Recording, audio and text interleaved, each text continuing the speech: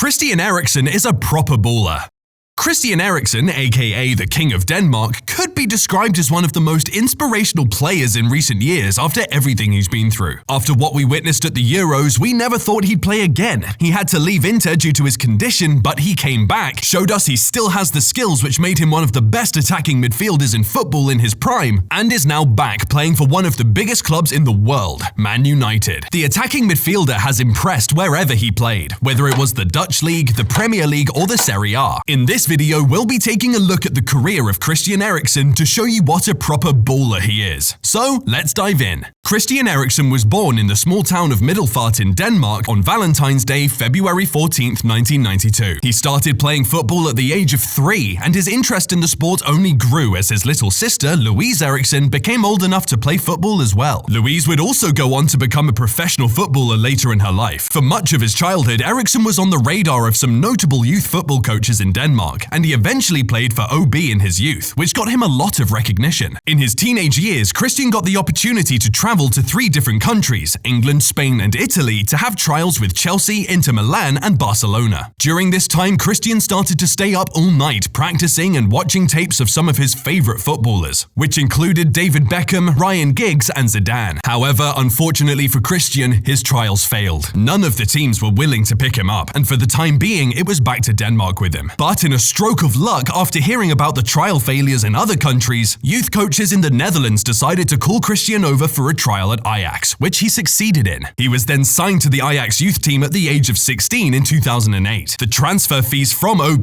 to Ajax was an estimated €1 million, which was insanely high considering how young he was. Christian's youth career at Ajax was a moderate success. He played 21 matches and scored 1 goal. However, this was enough to get him a spot on the Danish national football team for the 2010 World Cup. He had been a part of the under-17 team since 2007, but this was the first time he was able to represent his country on a scale like this. He was the youngest player on the team, and in fact the youngest player at the whole tournament, but unfortunately for him, Denmark was eliminated in the group stages. But in both his youth career and his short stint at the World Cup so far, Eriksen received a lot of praise. He was already being compared to some all-time greats, which is why Ajax decided to keep him around and promote him to the senior team, where he was, once again, the youngest member. In his first season, he managed to score 6 goals. Additionally, he also scored a goal in the Europa League. Because of this, he was named the Dutch Football Talent of the Year in 2011, becoming among the few non-Dutch footballers to receive such an honor. Christian would go on to spend 3 years at Ajax, making 113 appearances and scoring over 25 goals. This was enough for him to be looked at by some other, bigger teams. In 2013, he received an offer to play for Tottenham Hotspur, which was eventually accepted for a fee in the region of £11 million.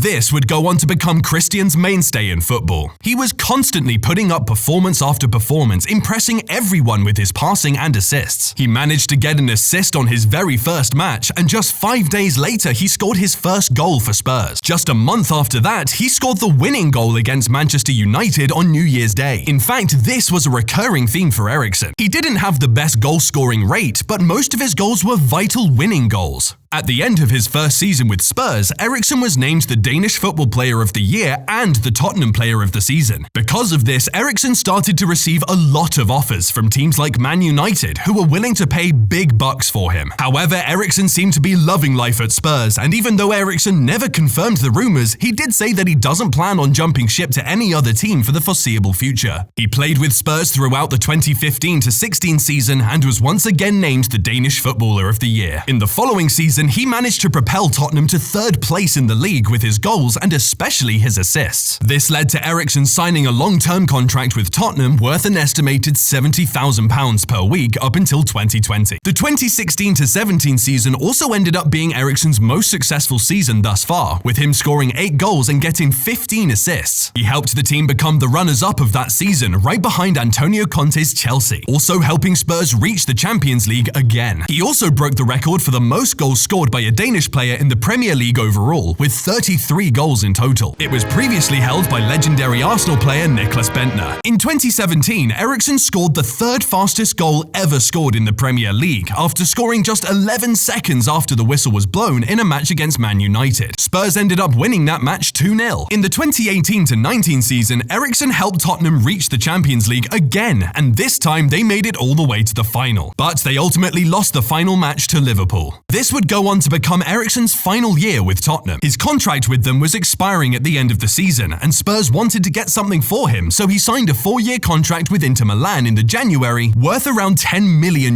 per year. However, this was a disappointing stint for both parties to start with. Despite reaching the finals of the Europa League in his first season with Milan, they ended up losing the match 2-1 to Sevilla. Milan wasn't exactly happy with Eriksen's performances, and he wasn't playing as regularly as he'd like. But Eriksen quickly turned things around and started getting more involved and scoring some truly spectacular goals. A huge turning point for Eriksen and Inter was when he scored a free kick that sent Milan straight to the semi-finals of the Coppa Italia. This persuaded Milan and Conte, who was manager at the time, to give Eriksen a second chance. He claimed that his struggles were due to a language barrier and a new league. In the meantime, Eriksen was selected to play for Denmark in the Euro 2020. Many expected him to be one of the standout stars of the tournament, but things quickly took a turn for the worse. During a match against Finland, Eriksen suffered a heart attack, collapsing midway through the match. The match came to a halt as paramedics tried to revive him. Thankfully, due to amazing doctors and some quick thinking from his teammates, he survived, but it would leave a black cloud over the future of his career. Inter Milan later confirmed that Eriksen would not be allowed to play in the Serie A because of his condition and having a pacemaker fitted. And by the end of 2021, Eriksen parted ways with Milan. Many thought Eriksen's career was over, but he proved them all wrong. In 2022, Eriksen made his grand return to the sport and the Premier League, this time playing for Brentford. In his first game back against Newcastle, he received a standing ovation from fans and players of both teams. His performances proved that he still had the skills that made him the player he was, and his impact was transformative for a Brentford side who had dipped after a strong start to their maiden Premier League campaign. With Eriksen pulling the strings, they won 7 of the 10 games he played. They won just 6 of the other 28 that he didn't. Later in 2022, he also made his return to international football, and after his short spell with Brentford came to an end, Eriksen, who showed he still has what it takes after everything he's been through, is Erik ten Hag's second signing as Man United boss. Ten Hag told United that he wanted Eriksen and other top target Frenkie de Jong as part of a midfield revamp.